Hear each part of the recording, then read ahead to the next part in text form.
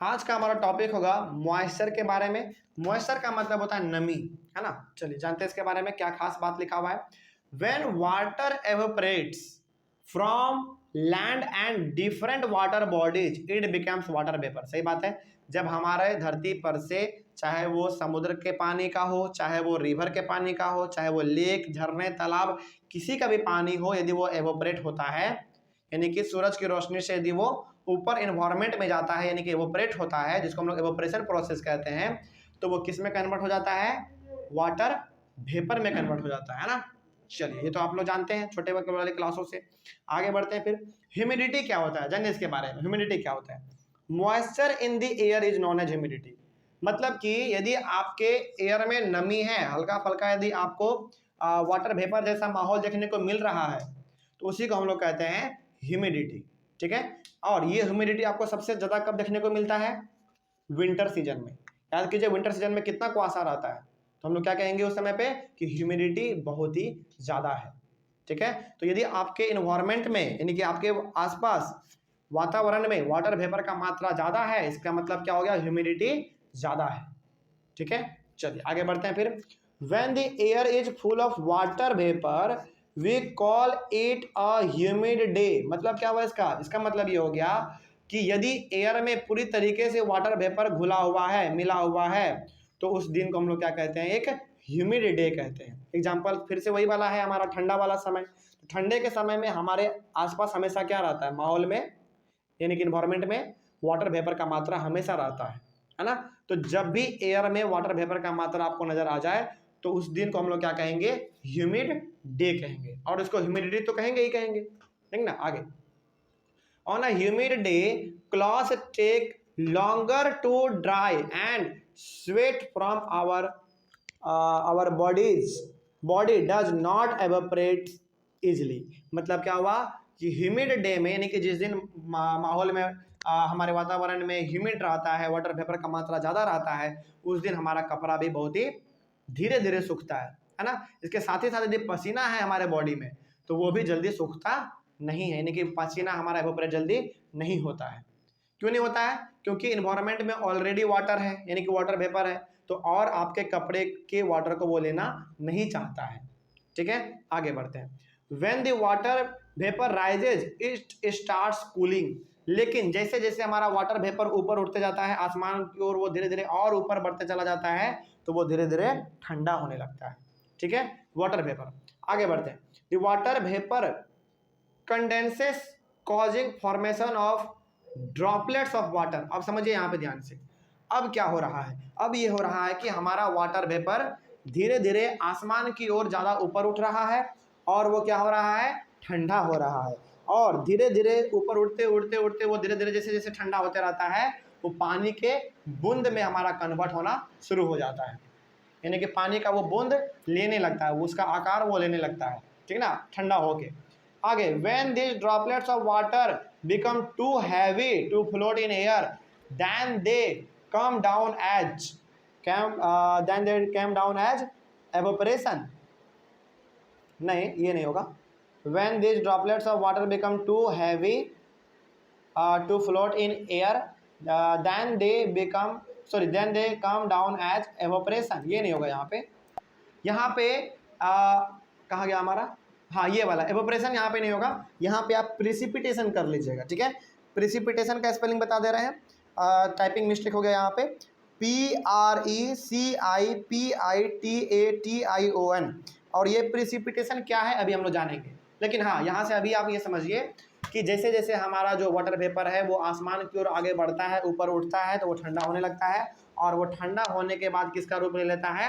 पानी के बूंदों का रूप ले लेता है। और वो पानी का बूंद जब बहुत ज़्यादा भारी हो जाता है, इकट्ठा हो जाता है, हैवी हो जाता है, तो वो धीरे धीरे हमारा प्रिसिपिटेशन के रूप में, यानी कि बरसात के रूप में नीचे गिरने लगता है, जिसको हम लोग क्या कहते हैं कि बारिश हो रहा है ना। तो बारिश कैसे होता है मालूम चला? तो बारिश कैसे होता है? हमारा जो वाटर वेपर है इन्वायरमेंट में, जब वो आसमान में ऊपर उठता है तो वो ठंडा होता है। पहली बात, ठंडा होने के बाद वो वाटर का रूप ले लेता है, वाटर के बूंद का रूप ले लेता है। उसके बाद जब वो बहुत ज़्यादा भारी हो जाता है, हैवी हो जाता है, जब वो हवा में बहने लायक नहीं रहता है, तो वो नीचे गिरता है बरसात के रूप में, जिसको हम लोग कहते हैं बरसात। है ना। तो यहाँ पे आप एवोपरेशन के बदले में एक वर्ड लिख लीजिएगा अपना प्रिसिपिटेशन, ठीक है। आगे जानते हैं रेन आखिर होता क्या है। Precipitation that comes down to the earth in liquid form is called rain. मतलब वही वाला बात है, जब हमारा जो वाटर है ऊपर में जो बना है वो जब भारी हो जाता है बहुत ज़्यादा, तो वो हमारा जो है पानी के बूंद में नीचे गिरता है, उसी को हम लोग कहते हैं रेन। प्रिसिपिटेशन का मेनली मतलब होता है कि ऐसा पानी जो कि ऊपर गया वाटर वेपर के रूप में, ठंडा हो गया और वो पानी का बूंद लेके नीचे गिरने लगा, उसी को हम लोग कहते हैं प्रिसिपिटेशन। और इसी पूरी प्रक्रिया को हम लोग कहते हैं रेन, है ना, जिसको हम लोग कहते हैं बरसात हो रहा है। आगे बढ़ते हैं, फिर और क्या लिखा हुआ है। Most of the ground water comes from rain water. सही बात है, most of the ground water comes from rain water. तो जितने भी आपको ज़मीन के नीचे पानी मिलते हैं ग्राउंड वाटर, वो क्या कोई इंसान वहाँ पे जाकर डाल दिया क्या? नहीं, वो ग्राउंड वाटर में पानी कहाँ से आया? बरसात का पानी है वो, जो कि नीचे बरसात का पानी आया और वो धीरे धीरे समाते समाते समाते समाते हमारा ज़मीन के नीचे चला गया पूरी तरीके से, है ना, जिसके कारण हमारा क्या हो गया, ज़मीन के नीचे अंडरग्राउंड वाटर आ गया, है ना। आगे बढ़ते हैं। Plants help preserve water. Plant जो है ना, प्लांट वाटर को प्रिजर्व करने में, यानी कि ज़मीन में अंडरग्राउंड में वाटर रखने में बहुत ज़्यादा मदद करता है प्लांट, ठीक है।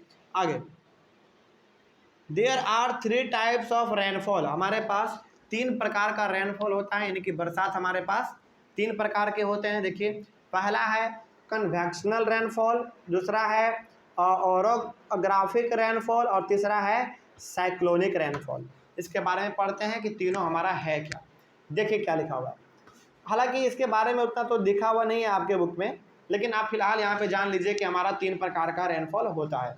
पहला कन्वेक्शनल रेनफॉल, दूसरा ओरोग्राफिक रेनफॉल और तीसरा है साइक्लोनिक रेनफॉल। ये आप जान लीजिएगा, ठीक है। आगे, rainfall is very important for the survival of plants and animals. सही बात है, बरसात जो है बहुत ज़्यादा हमारे लिए इम्पोर्टेंट है, चाहे वो प्लांट हो चाहे वो एनिमल हो, दोनों के लिए ज़रूरी है। क्योंकि बरसात यदि होगा तो प्लांट को पानी मिल पाएगा, और यदि बरसात होगा तो हम लोगों को अंडरग्राउंड वाटर मिल पाएगा, है ना। तो दोनों के लिए बहुत ज़्यादा इम्पोर्टेंट है बरसात का होना। आगे, it brings fresh water to the earth surface. और जो बरसात का पानी होता है ना, ऐसा माना गया है कि वो बहुत ही फ्रेश पानी होता है, बहुत ही साफ़ पानी होता है। हाँ, वो अलग बात है कि आज थोड़ा बहुत एसिड रेन भी हो जाता है, वो अलग चीज़ है, लेकिन फिर भी आप कह सकते हैं कि बरसात का पानी हल्का फल्का जो है ना वो साफ़ ही रहता है, बहुत ही फ्रेश रहता है। तो जब बरसात होगा तो हमको क्या मिलेगा? एक फ्रेश वाटर मिलेगा ना, हमको भी मिलेगा, प्लांट को भी मिलेगा, साथ ही साथ रेन जो हमारा अंडरग्राउंड वाटर है वो भी हमारा फ्रेश वाटर से भरता चला जाएगा। आगे बढ़ते हैं, क्या लिखा हुआ है। If rainfall is less water scarcity and drought occur. यदि बरसात कहीं पे कम होता है तो उस जगह पे क्या होता है, पानी की कमी होती है। दूसरी बात, वहाँ पे सुखाड़ी आ जाता है, यानी कि एक प्रकार का वहाँ पे ना पूरी तरीके से वहाँ का वातावरण सूखा पड़ जाता है, बंजर हम लोग कह सकते हैं, है ना। तो ये बरसात का होना बहुत ही ज़रूरी है, यदि नहीं होता है तो बहुत जगह पर पानी की कमी हो जाती है, पहली बात तो ये। और दूसरी बात ये कि वहाँ पे आपको सुखाड़ी जैसा भी माहौल देखने को मिलेगा, यानी कि वहाँ पे आप पूरी तरीके से खेती बाड़ी नहीं कर पाएंगे, है ना। On the other hand, if it is more floods take occur. लेकिन दूसरे तरीके से हम ये भी कह सकते हैं कि यदि बरसात ज़्यादा हुआ तो फिर बाढ़ जैसा भी सिचुएशन आ जाता है ना। घरों में पानी घुसने लगते हैं, लोगों के गाड़ी बहने लगते हैं पानी में, इस प्रकार से। तो यहाँ से आपने ये समझा कि कम बारिश भी ज़रूरी है, मतलब कि कम बारिश भी ठीक नहीं है और ज़्यादा बारिश भी ठीक नहीं है। बारिश तभी ठीक है जब वो एक समान मात्रा में हो, है ना, ठीक ठाक मात्रा में हो। तो यहाँ से आपने पूरी तरीके से मॉइस्चर टॉपिक भी अपना ख़त्म कर लिया आपने, और इसी के साथ हमारा ये चैप्टर भी पूरी तरीके से ख़त्म होता है। और ऑनलाइन वाले बच्चे यदि कोई भी डाउट रहा हो इस चैप्टर में तो आप एक बार कमेंट कीजिएगा, आपके कमेंट का जवाब दिया जाएगा। मिलते हैं फिर हम लोग अपने अगले वाले टॉपिक में एक नए चैप्टर के साथ, एक नए वीडियो के साथ और एक नई शुरुआत के साथ, ठीक ना। चलिए, तब तक के लिए thank you very much and have a nice day.